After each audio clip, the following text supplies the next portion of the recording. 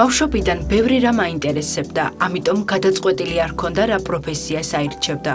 თუმცა ერთი რაც თანამდვილობით იცოდა, უნდა ყოფილიყო ის, ვინც ადამიანების დახმარება შეძლებდა. სამედიცინო ფაკულტეტზეც სწორედ ამიტომ ჩააბარა.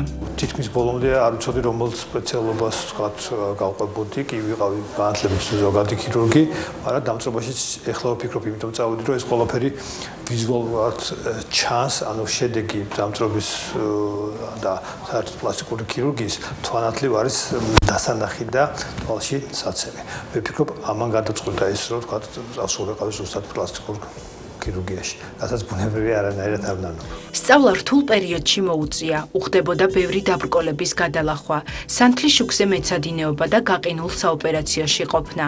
ამ და სხვა ბევრი ფაქტორის გამო თავის თავს ომში გამოვლილს უწოდებს.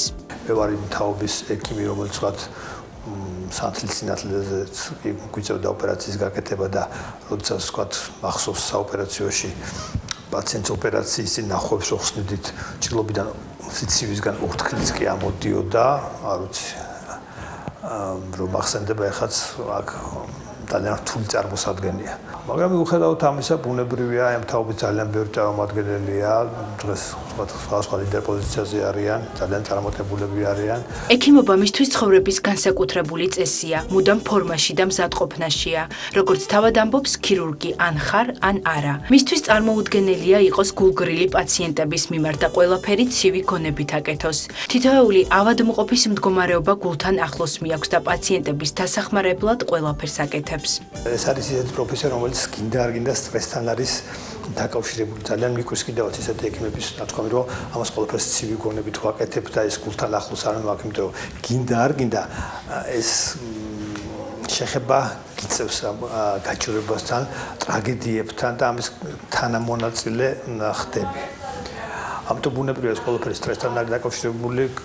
თუ გავითვალისწინებთ იმასაც, რომ ძალიან სხვადასხვანაირია პაციენტი, ორი ერთნაირი პაციენტი, დედმამუშლებით ყუპებიც კი იმდენად განსხვავებული. ყოველი წუთი არის გარკვეული ბრძოლაში ხარ ჩაბმული, თან ისეთ ბრძოლაში, როდესაც მუშტები შეკრული გაქვს, რომ მუშტის შეკრულად რო არ დაკარგო, იმიტომ რომ ძალიან ბევრი რაღაცას აქვს მნიშვნელობა. პატარა ნიუანსებიდან იწყება ეს ყველაფერი პაციენტის გადარჩენა, რასაც ქვია, იმიტომ რომ ვერავინ ვერ იტყვის, რომ რას აქვს ამ გადარჩენაში და ამ გამოჯანმრთელებაში უფრო მეტი მნიშვნელობა. ფიქრობს, რომ ის პროფესიას მუდმივი ზრდა და განვითარება სჭირდება, მაგრამ არასდროს ივიწყებს წარსულს. ძველი ნივთებისადმი გამორჩეული დამოკიდებულება აქვს. ამას მისი კოლექციაც ადასტურებს. ესეთი არის სამედიცინო საქმიანობასთან დაკავშირებული ძველი ნივთები, ეს არის სხვადასხვა ინსტრუმენტები და სხვადასხვა საშუალებები, რომელსაც ვთქვათ, საუკუნის წინაც კი იყენებდნენ მათ.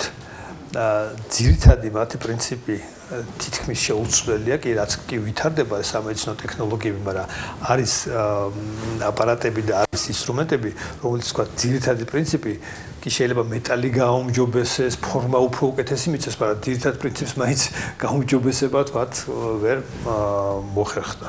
ამბობს, რომ საოპერაციოში შესვლისთანავე მისთვის ყველაფერი მეორეხარისხოვანი ხდება, იწყება ბრძოლა გადარჩენისთვის. მეხუთე სართულზე არის ჩვენი საოპერაციო ბლოკი და რეანიმაცია. ეხლა ვემზადებით საოპერაციო შესვლის წინ.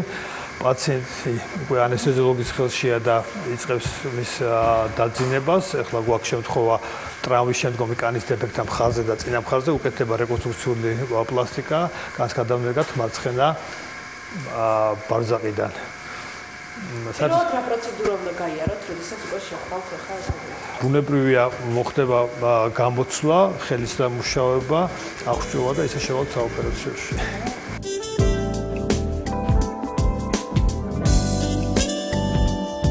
საზოგადოების დიდი ნაწილისთვის გუგა ქაშიბაძე ცნობილია როგორც პროფესიონალი, თავის საქმეზე შეყვარებული ექიმი. ამ ნახატების ხილვისას კი ძნელი დასაჯერებელია, რომ მათი ავტორი მედიკოსია.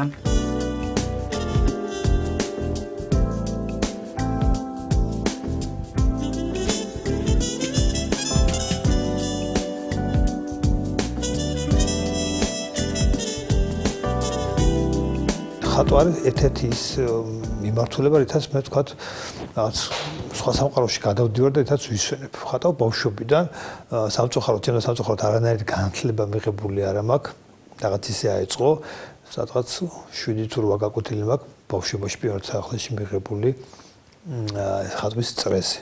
რაღაც მიზეზების გამო ომში აღარ გაგრძელდა ჩემი სწავლა-განათლება, რაც ძალიან სამწუხაროდ, იმიტომ რომ ძალიან დამეხმარებოდა, იმიტომ რომ ელემენტარული წესებიც კი უკვე თავის ყველაფერი კეთება ინტუიციურად. ამას ეს ბუნებრივია სუფთა ჰობის და რაღაცა სამოყვარულო დონეზეა. ეს არის პროცესი, რომელიც სიამოვნებს, ეს არის პროცესი, რომელიც ვეძებ ხოლმე დროს, რომ თქვათ ხატო იქ რაღაცას საქმეს მოვაკლებთ, ძილს მოვაკლებთ, დასვენებას მოვაკლებთ და აი ამ წუთებს ვიყენებ ხოლმე, იმიტომ რომ იმ ხელა მუხცმადლებს და იმ ხელა გავტვირთვას მადლებს, რომ მიკვეს კიდევაც ხვები როგორ არ ხატავენ.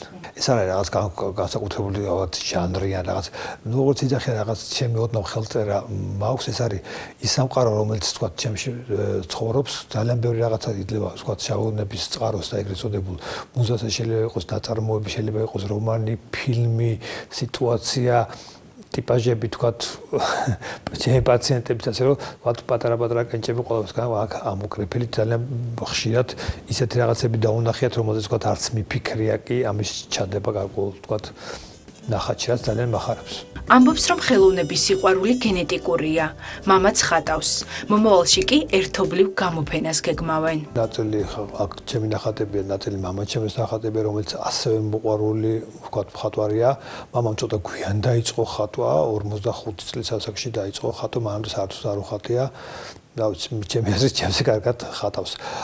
ზაფხულში ერთად ვაპირებთ გამოფენის გაკეთებას, ხოლმე ეს არის ჩემი საჩუქარი მამასთვის, მამაშვილის გამოფენა, გვინდა იყოს რაღაც ჩვენი მეგობრები და თქვა დაცავები იქნებიან მოწვეულები.